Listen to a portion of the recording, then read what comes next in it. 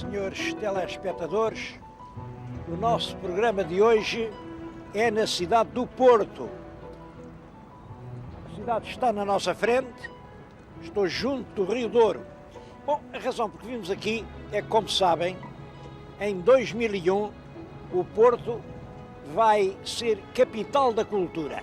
Nesta altura, toda a cidade se prepara para isso, há obras por toda a parte, há até muita gente aborrecida a dizer que diabo, as obras nunca mais acabam.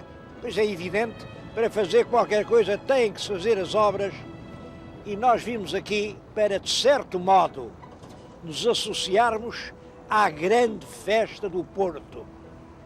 Do Porto, que às vezes se diz que é a segunda cidade portuguesa. Bom, não é segunda nem é primeira. É, na história de Portugal, Lisboa e Porto têm funcionado como os dois êmbolos de um movimento constante. É à volta desta tensão Lisboa-Porto que Portugal caminha em frente. O objetivo deste programa, e talvez faça mais alguns, é mostrar exatamente isso. Como as grandes batalhas do futuro, as grandes batalhas de que depende a existência de Portugal, têm sido travadas no Porto e todas têm sido ganhas pelo Porto.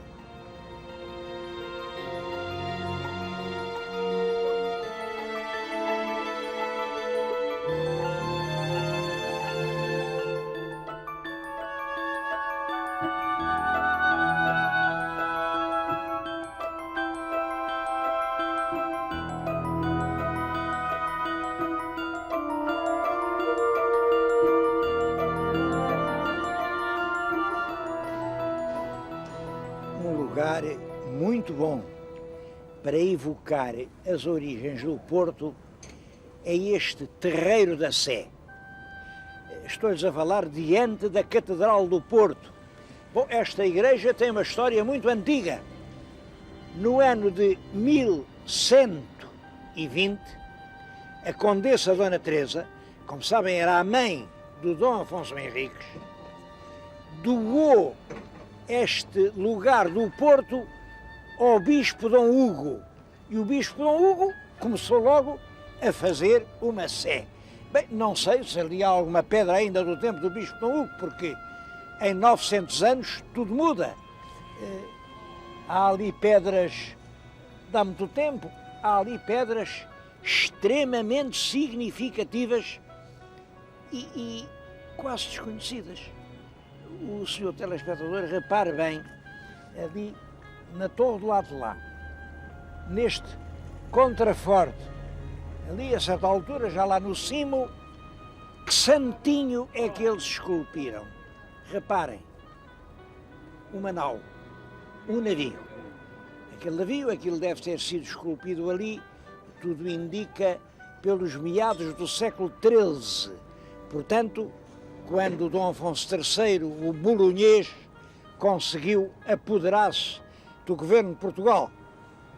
Quem sabe se aquele navio não tem nada a ver até com a adesão calorosa e entusiástica que os portuenses deram à vinda do bolonhês, que veio no navio, veio de França. Pensa-se que é a escultura mais antiga a representar um navio em Portugal. O interior tem coisas do século XIII, XIV, XV, XVI, XVII, XVIII, até XIX. E aqui no Adro também há. Olhem, a igreja, como sabem, é do século XII, XIII. Estes palácios à volta este é do século XVII. Aquele, o Paço do Bispo, é do Nasoni, é do século XVIII. E além vem aquela obra, eu não sei dizer-lhes de que diabo de século é aquela obra, hein? Sei que ali já houve um edifício que era a Casa da Relação, quer dizer, no fundo foi a Câmara do Porto durante séculos. Mas isso ardeu completamente, ficaram assim umas ruínas, e em cima das ruínas estão agora a fazer aquilo. Eu acho que é cedo para falar. O que é que vai resultar dali? Eu estou inquieto. Numa cidade como o Porto, as pedras são sagradas. O Porto é uma cidade monumental. Se eu tivesse que dizer que houve um lugar onde Portugal nasceu, eu diria que foi aqui, neste Terreiro da Sé. Não há nenhum lugar tão importante para a história nacional como este Terreiro da Sé. Olhem, até foi aqui que se pensou em meter a cidade de Lisboa no Reino de Portugal. Está além um pequeno monumento que diz que foi ali que o bispo do Porto, Dom Pedro Pitões, falou aos cruzados. Os cruzados vinham do norte da Europa, eram fortes guerreiros, ávidos de ganho, queriam ganhar e iam a caminho da Terra Santa. E o Dom Pedro Pitões ali, eles estavam aqui por esta encosta a ouvi-lo, e o Dom Pedro Pitões disse: se vocês querem é destruir os inimigos da Santa Fé Cristã, para que é que vão tão longe? Tem-nos aqui à porta, olhem, isto aqui é cristão, mas um pouquinho lá abaixo fica Lisboa, que está no poder dos infiéis. Vão conquistar Lisboa, não percam tempo. Lisboa também está em poder dos nossos inimigos. E tais coisas disso, falou muito bem, ele devia falar muito bem, porque realmente os cavaleiros cruzados pensaram: tão santa era a guerra lá na Terra Santa como aqui em Lisboa, e Lisboa sempre era um bocadinho mais perto. E foi por isso que em 1147 ajudaram rei Dom Afonso Henriques a conquistar a cidade de Lisboa. Isso aconteceu em 1147. 100 anos depois, em 1247, o Dom Afonso III, aquele que eu digo que veio naquele navio, era senhor do governo português, porque o Dom Sancho tinha sido derrotado e estava já sem mandar nada, e ele passava a fazer de Lisboa a capital do reino. Mas foi aqui, neste Terreiro da Sé, que se decidiu o futuro de Lisboa. Estou a falar e ouvir pancadas ali, e termino inquieto. Vamos lá ver o que vai sair dali.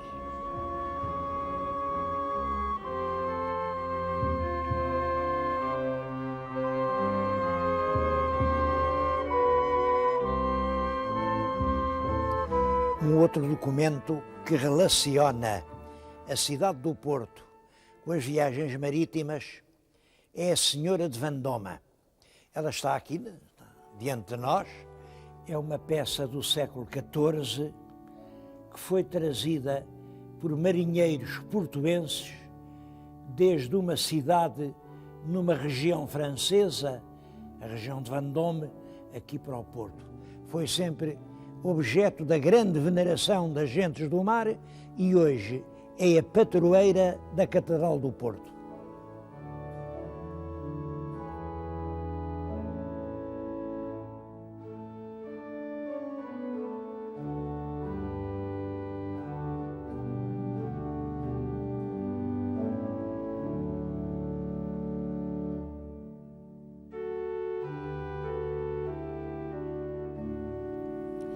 A propósito de imagens, queria-lhes contar uma coisa extremamente curiosa.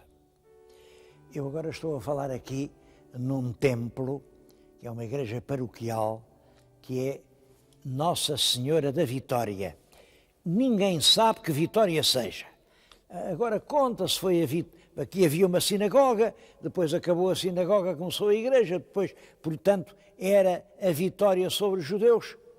E isso não tem grande sentido, isso não deve ser verdade. Houve realmente aqui uma batalha nessa batalha alguém ganhou e alguém perdeu. Quem ganhou mandou construir um templo a Nossa Senhora da Vitória, que era uma ermida aqui, antiquíssima.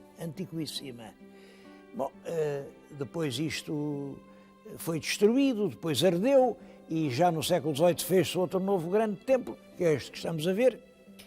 Agora o que tem graça é o seguinte: a imagem da Senhora da Vitória também foi destruída. Bom, e então, aqui, a confraria mandou fazer uma imagem nova a um grande escultor do Porto. Isto é nos fins do século passado. Manda fazer a imagem ao grande Soares dos Reis. É, porventura, para mim, o maior escultor que até hoje houve em Portugal. Bom, Soares dos Reis esmera-se e faz uma peça que ele achava muito bonita e mandou-a para aqui. A peça é a que estão a ver além, naquele altar. Só que a peça não era bem assim. A cabeça era diferente. Eu tenho aqui a cabeça. A cabeça que Soares dos Reis fez para Nossa Senhora da Vitória era esta, que é realmente uma peça lindíssima. Ela parece que fala connosco. Dizem que era a própria mãe do escultor. Ele fez isto com imensa emoção. Olhem que coisa lindíssima. Bom, só que chegou cá e o povo dizia: mas esta é uma mulher qualquer. Qualquer mulher tem uma cara assim. Não, Nossa Senhora não pode ter uma cara como uma pessoa qualquer. Nossa Senhora tem que ter uma cara de santinha. E então mandaram cortar de alto a baixo o rosto esculpido por Soares dos Reis e incumbiram um santeiro aí de qualquer parte de fazer aquela cabeça que ela hoje tem. Como estão a ver, tem cara de santinha, porque é evidente que os santos devem ter cara de santinhos. Conto esta história porque ela tem muita graça. É que realmente Soares dos Reis estava a um nível cultural muito superior àquele em que se encontrava o público ao qual ele destinava as suas obras. E quando assim é, acontece sempre que estão a lançar pernas a porcos. Não valia a pena fazer uma coisa tão bonita. Felizmente, o pároco atual, que é o Espadado Jardim, encontrou aí a cabeça de Soares dos Reis e teve a inteligência de a guardar e de a mostrar a quem a queira ver. A cabeça primitiva daquela imagem que além se vê.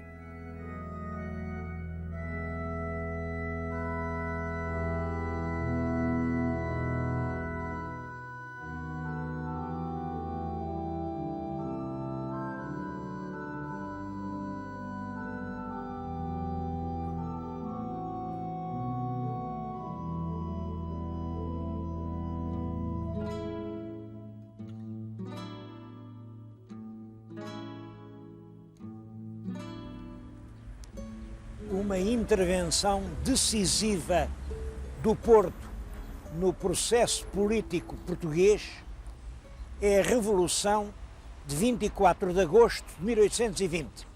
Eu vim recordar isso aqui exatamente no Campo de Santo Ovídio. Bom, agora já não se chama Campo de Santo Ovídio, porque depois dessa Revolução mudaram-lhe o nome e chamaram-lhe Praça da Regeneração. Os portugueses, durante muito tempo, preferiram chamar regenerações às revoluções que faziam. Esta foi uma verdadeira revolução, mas chamaram-lhe regeneração e a praça ficou com o nome de Regeneração. Agora, chama-se Praça da República. Estamos sempre a mudar o nome às coisas, é a Praça da República. Estou a falar-lhes em frente do próprio quartel. Foi daquele portão que, com os tambores a rufar, saíram as colunas que depois vieram alinhar aqui neste terreiro. Isto agora é um jardim, como veem, é um jardim bastante bonito, mas naquela altura era apenas uma parada, era terreno liso. Formaram, vieram os outros regimentos dos outros quartéis da cidade, formaram uma coluna compacta e era de manhã, era o nascer do dia, E a primeira coisa da Revolução foi ouvir em missa. Depois de ouvir em missa, foram daqui para a Praça Nova. A Praça Nova é aquela onde hoje está. Estão a ver? É a que estão a ver. E ali deram uma salva de 21 tiros e proclamaram que havia agora um regime novo em Portugal. E havia. Essa revolução instaurou no nosso país o liberalismo. É essa revolução que acaba com a monarquia absoluta e que vem reunir cortes e fazer uma Constituição. A Constituição de 1822. Isso era muito importante porque, é claro, nós já nessa altura estávamos a atrasar muito. Já em toda a Europa, enfim, as ideias liberais estavam a dar forma aos Estados. Já não se acreditava que o rei era rei pela vontade de Deus, mas pelo contrário, era rei por um mandato do povo. Era a teoria do contrato social do Rousseau. Bom, é essa revolução que é feita aqui no Porto, em 1820. Tenho pena que isso não seja mais comemorado no Porto. Estou-lhes a falar, tenho na mão um pequeno livro que é escrito por um dos autores da Revolução. Porque quem preparou a Revolução não foram os comandantes dos regimentos, foi um grupo de intelectuais do Sinédrio, chefiados sobretudo pelo Fernandes Tomás, que era o mais responsável de todos eles. Mas esse grupo prepara em silêncio, com método, uma mudança do Estado em Portugal. É um deles, Xavier de Araújo, que escreve este livro, Revelações e Memórias para a História. É hoje um livro raro e conta a Revolução do Porto de 1820. Eu sei que agora, com este período do Porto, capital da cultura 2001, vão ser editadas várias obras. Não sei se estas memórias da Revolução do Porto estão ou não incluídas, mas, enfim, oxalá que estejam, porque é uma das fontes mais diretas e mais bem escritas e, apesar de tudo, mais imparciais sobre a Revolução. Quanto ao mais, aqui no campo, na praça, não se fez monumento nenhum, houve muitos projetos e há alguns monumentos. Eu vou mostrar-lhes os monumentos que estão aqui no campo de Santo Ovídio.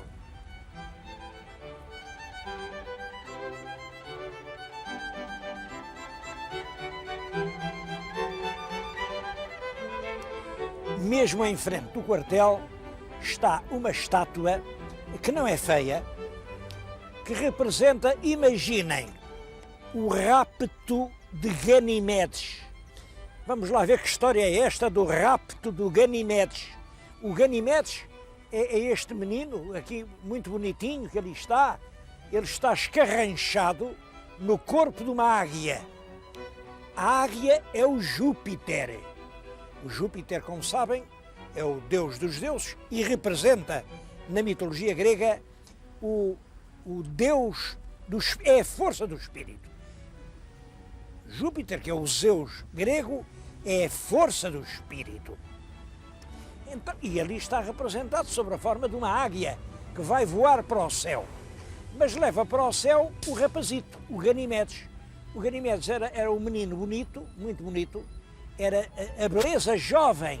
A beleza jovem nem sequer é uma rapariga, não. É um jovem de beleza a crescer que representa, portanto, a força do espírito.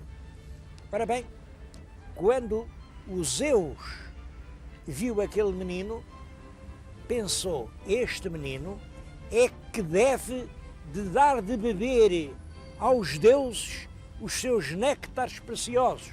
Reparem que ele na mão tem realmente uma pequena ânfora, uma ânfora grega, e é isso que ele vai fazer no Olimpo. Com aquela ânfora vai alimentar os deuses. O sentido da estátua é, portanto, o de que é a beleza do espírito que alimenta os espíritos superiores. Nós hoje sentiríamos tentados a dar-lhe umas interpretações muito mais malévolas. Mas não é nada disso, não é nada disso. Agora, pergunto, e o que é que isso tem a ver com a Revolução de 1820? Nada, absolutamente nada.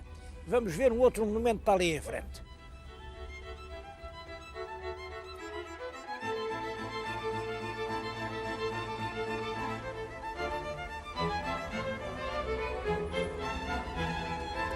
Outra estátua aqui do campo de Santo Ovídio.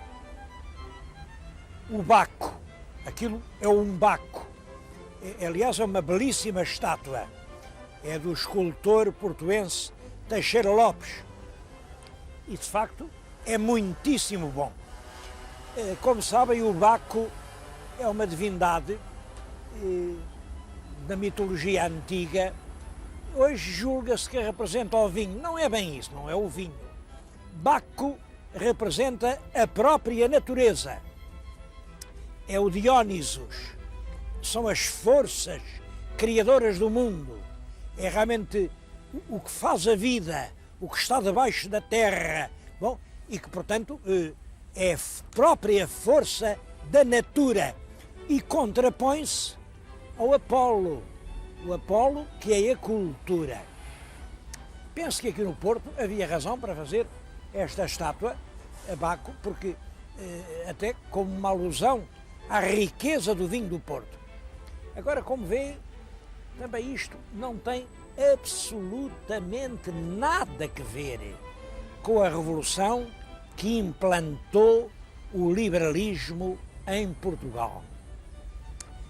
Quero dizer que essa revolução é em 1820 e não durou muito tempo, porque era uma revolução feita por uma elite de intelectuais, de homens de cultura superior, que imaginaram um tipo de Estado e uma Constituição que, de facto, estava acima do nível dos interesses. Porque em toda a revolução é preciso contar com duas coisas: o nível dos ideais e o nível dos interesses. E quem acaba sempre por ganhar não são os ideais, são os interesses. Os interesses triunfaram, eram os interesses instalados, os interesses ainda semi-feudais da grande propriedade, da velha aristocracia, e são esses interesses que 3 anos depois da Revolução aqui deste campo provocam a Vila Francada e a Abrilada. Isso deita abaixo a Constituição, regressa-se ao regime absoluto, porque realmente a Constituição não condizia com o nível cultural português. Eu acho isto curioso, porque isto tem muito a ver com aquela história que eu lhes contei há bocadinho da cara da Nossa Senhora de Soares dos Reis.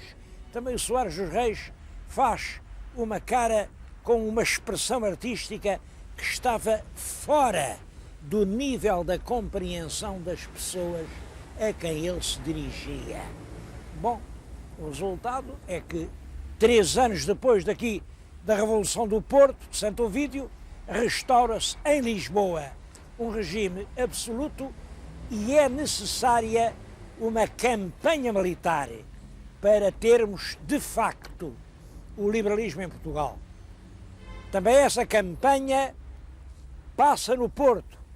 Essa campanha só pôde triunfar em virtude da adesão unânime e corajosa da população portuense. Bom, mas estamos no fim do programa e falar no cerco do Porto é um assunto de um programa que faremos a seguir.